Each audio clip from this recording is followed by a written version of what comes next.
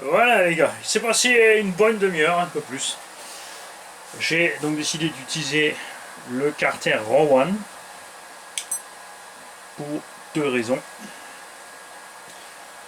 La première, c'est l'essentiel en fait qui m'a fait choisir ça, sinon j'aurais pris l'autre. C'est que l'emmanchement du Carter, l'un dans l'autre, les deux parties, est mieux fini sur la Rowan, tu vois, ça clipse, c'est ensemble, que sur la HPI, qui elle est juste posée grossièrement. On a une rainure, mais ça fonctionne pas tout à fait. Tu vois, c'est pas bien dedans. Pas très grave, tu me diras. On peut dire meilleure étanchéité en théorie sur celle-là. J'ai ensuite utilisé donc les pignons Rowan de la boîte et l'arbre Rowan, puisqu'on a une différence pour la fixation de ce pignon ici. Même si on glisse de l'autre côté, il s'approche, il n'est pas en contact, il manque 1,5 mm voire 2 mm qui soit proprement en face de la couronne qui est en dessous. Ce qui ne fonctionne pas de façon optimale. Et quand tu as fixé le slipper dessus, le patin de slipper, tu es trop près de la boîte, tu frottes. L'autre chose, c'est donc, c'est ce que je vous ai dit, c'est quand tu mets le diff central dedans, même si tu coupes l'ergot, regarde, tu as la couronne qui frotte, donc il faudrait passer à la Dremel ici un coup pour que la couronne de diff soit libre dans le Carter HPI.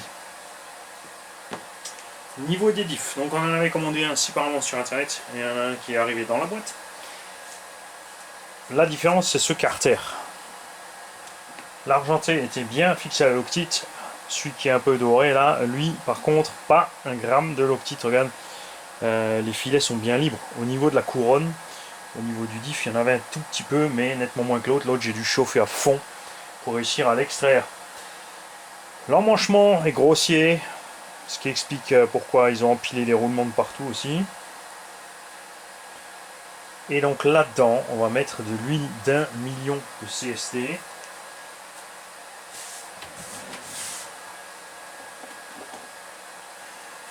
J'ai de la 2 millions, j'ai de la 3, de la 20 millions. On a plein de solus, mais on va commencer light. Alors il y a toujours un peu de graisse au fond. C'est pas la peine d'en mettre une tonne, tu vois, j'ai mis une bonne noisette. Et je m'arrête là. On va laisser ça comme ça. Et on va le laisser descendre tranquillement. Pendant que Fanny va aller prendre son goûter. Je rigole. Ça c'est une chose. Et donc au niveau de cet arbre là, j'avais deux solutions. Un, évidemment, si les patins sont un peu usés, on sera plus compact, ça rentrera mieux parce que là on n'était pas en face. Le problème c'est que tu as peut-être, t'as pas un demi-millimètre de possibilité d'usure de ces patins avant que les ferrailles soient en contact avec la couronne principale. Ils sont un peu radins sur ça, sur le papier, c'est dommage. On aurait aimé deux gros disques d'1 millimètre de carbone de chaque côté, ça aurait été plus simple. Donc soit, parce qu'ici ces petites rondelles grises que vous voyez là ne sont pas à fleurs avec, souvenez-vous, je vous ai dit, il y a deux tétons, tu as deux trous en face qui vont dessus. Donc on aurait pu poncer ces cales pour les affiner. Problème, il y a un moyeu là-dedans. Donc si on affine ces cales, le moyeu s'approche de la couronne. Donc à la moindre usure du patin, le moyeu de cette pièce en alu forcera sur la couronne et sera bloqué dessus. Donc on aurait dû usiner ces deux plateaux là, plus les deux plateaux de pression dedans. J'ai opté donc pour la solution B, j'ai tout mis ensemble, écrabouillé à la multiprise, et on a passé le foret 2, tout simplement. Et ensuite, l'axe est rentré tout seul. Ça crée obligatoirement un petit peu de jeu au niveau de l'axe ici. Pas très grave, puisque c'est pas une pièce qui va chaque fois claquer en contact, puisqu'il y a le slipper, qui sera ici relativement serré, puisqu'on a le diff central en plus à l'intérieur. Mais à force, évidemment, on va commencer à usiner là-dedans, abîmer l'axe et le plateau d'entraînement à long terme. Niveau du calage, là-dedans, si tu prends les éléments Rowan, ça aussi c'est un truc un peu rigolo. C'est que, avec les éléments Rowan dedans, il n'y a rien à caler. Alors que la boîte HPI, il faut tout caler. C'est plutôt rigolo. On a sur un tout petit jeu axial ici. Là, ça mérite une cale. On va en mettre une.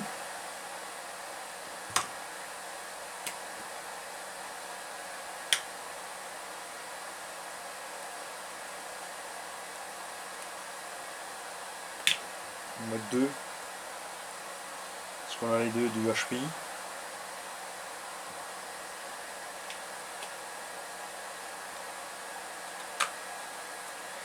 Ça aussi, c'est quelque chose qu'il faut vérifier élément par élément.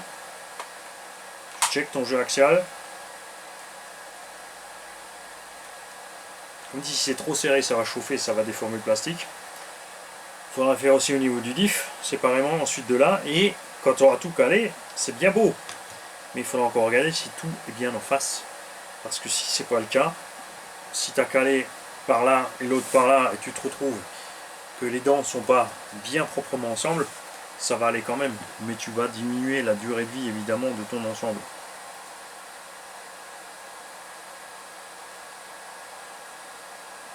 Ça va, il est déjà descendu, on va le faire tourner un petit peu.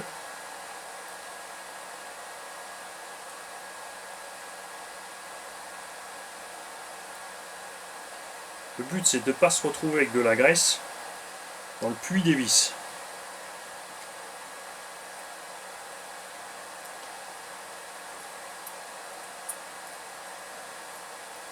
N'oubliez pas ce que je vous ai dit. Ici, on a un piège, on a des trous borgnes. Donc en mettant de la graisse au fond, quand tu vas serrer ta vis, tu vas créer une pression qui va porter préjudice à l'ensemble. Tu risques soit d'éclater le carter en alu, soit que ta vis soit pas serrée, que tu sois serré là, comme ça tu te dis c'est bon, et qu'après, au bout de quelques minutes d'utilisation, ça s'avère que ça va se desserrer. Pareil avec la Loctite, t'en mets juste une mini goutte parce que pour les mêmes raisons, s'il y en a trop, elle est au fond des puits. Il y a des diffs, surtout ceux encore plastiques, où tu vois de l'autre côté ça débouche, c'est ouvert. Donc là-bas tu n'auras pas ce problème.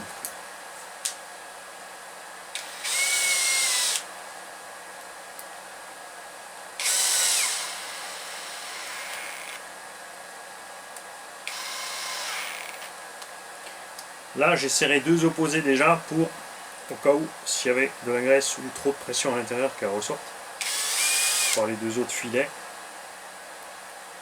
Au moment de serrer le couvercle, ce qui est coincé dedans, on va pour sortir.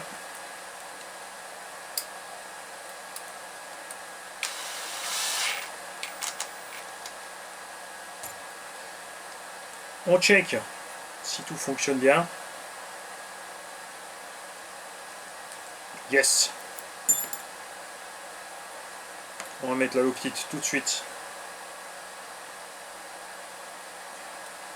sur les 4 vis qui tiennent la couronne. Ces vis qui débouchent dans le diff, hein, donc si c'est pas bien fermé par étanche ou quoi que ce soit, et ben tu vas te retrouver avec une fuite. Méfiez-vous, là les vis sont courtes, si tu mets des trop longues, elles vont aller taper dans le planétaire. Et on va en causer du planétaire. Enchaînement. Ouh.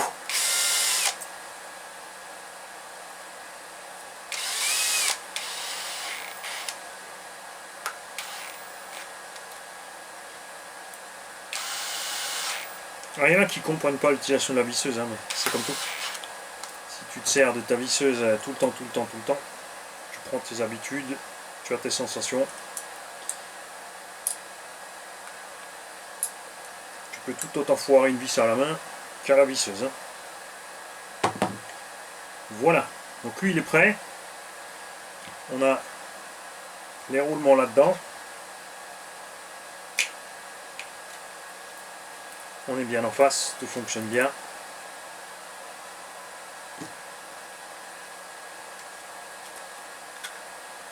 Là vous en faites pas, c'est normal, c'est donc le deuxième roulement qui peut sortir tant que la noix n'est pas en face. Très bien.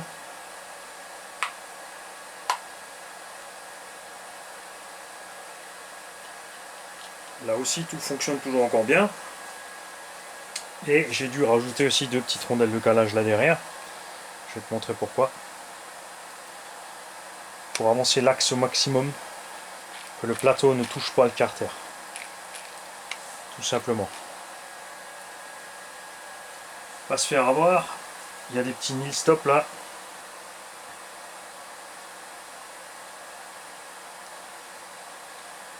Ils sont quand même à les faire compliqués. Hein. Parce qu'on peut critiquer Traxxas comme on veut. Ils sont de mieux en mieux. Enfin, les ajustements ont toujours été bons chez Traxxas. À partir du slash 4.4.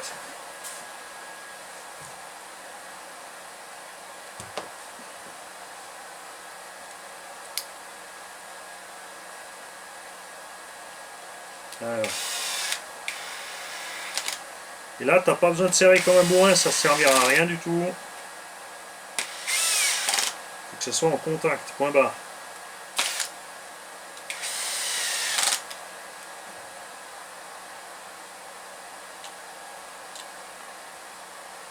Alors. Ah, aussi, regarde, les vis Rowan. T'as vu? Par rapport aux vis HPI. On a donc une très nette différence aussi de qualité de la visserie.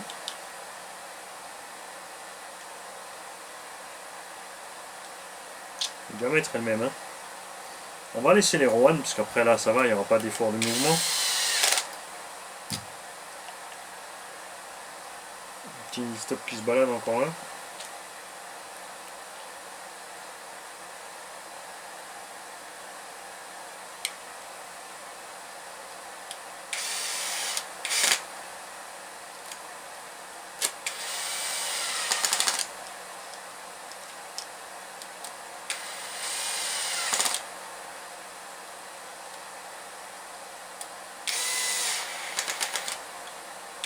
Ce qu'on ne sait pas évidemment, c'est la qualité de la ferraille des pignons.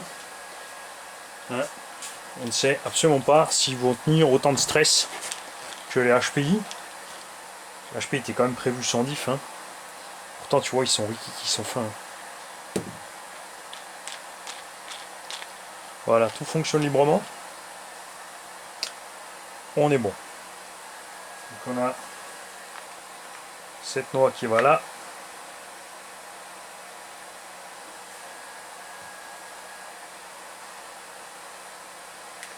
On va y mettre la petite cale en plasto qui ne traîne pas, parce qu'elle a le bon diamètre.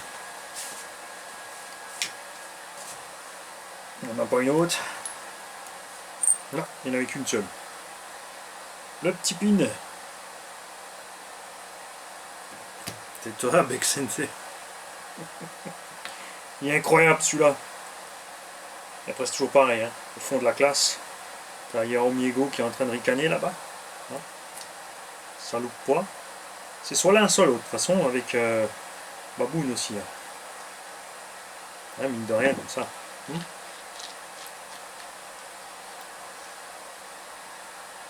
La noix de l'autre côté. Voilà, définitivement plus de bagues qui traînent, ni rien.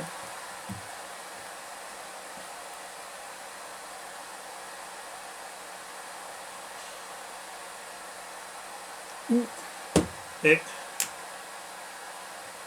mon VTR Axe. Alors ça c'est HPI. J'ai utilisé les roulements quand même de chez HPI sur les trucs.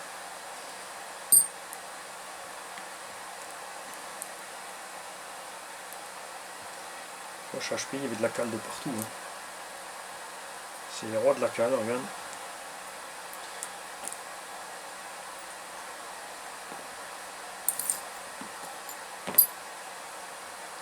Ça, c'est toutes mes vis pour lui. Ça va là. Ce qu'on a déjà enlevé tout à l'heure. Bon. C'est pas grave. On va en prendre d'autres, j'en ai plein. Moi, faut que je m'arrête. C'est pas l'heure du goûter, mais faut que j'aille bosser les mecs. Il y a toujours encore qui croient que la collection derrière moi elle tombe du ciel. qu'avec 20 000 abos YouTube et en ne faisant pas de partenariat, en n'essayant pas de soudoyer les constructeurs pour leur lâcher le popotin et compagnie pour avoir des choses gratos, que tu es riche. Hein. Ce qui est beau, ce qui est vraiment le plus beau dans l'histoire, c'est que ne sachant ni lire ni écrire, étant un alphabète illettré, je ne sais pas calculer non plus, j'ai tout ça. Et tous ces gens qui sont tellement bons en orthographe, ils ont un JLB Chita et puis ils sont jaloux. Et après ils m'en veulent. Vous avez qu'à vous en vouloir. Détestez-moi. Et commencez peut-être à vous concentrer sur autre chose que l'orthographe. Si vous avez que ça à foutre dans la vie. Allez faire reporter, écrivez pour un magazine. Démerdez-vous. Moi ça va bien.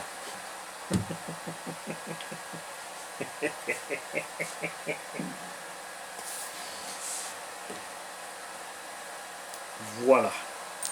Une petite boîte qui fonctionne bien avec un diff qui va pas encore très dur. Comme dit, on va essayer moyen. Parce que vous avez vu, les bacs lipo sont aussi avancés. Ils ont recentré les masses vers l'avant sur ce HPI GTXL. Par rapport à l'ancien, quoique non, on était déjà relativement... Je me souviens plus. Où ai-je mis ces deux plaques de châssis que j'ai reçues de mon très cher abonné? C'est pas possible. Ça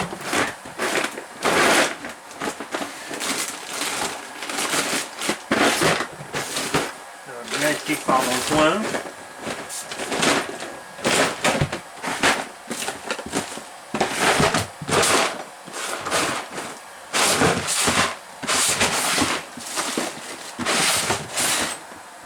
Il y a plus moyen de mettre la main dessus parce qu'on aurait vu où est le perçage dans les plaques pour mettre les bacs lipo s'ils ont effectivement avancé ou pas. J'ai quand même pas envie d'aller voir sur un écran. Moi j'aime bien avoir les choses en main. Prochaine étape, on va équiper l'engin. Alors je vais remonter ça, vous avez vu comment ça se démonte, on va pas se compliquer à la vie à le refaire. La vache, pour te dire que j'ai bien chauffé tout à l'heure, regarde.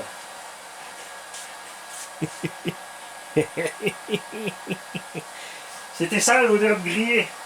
On va donner grand faim. Ouais, j'en ai tout. Donc j'hésite pour la motorisation.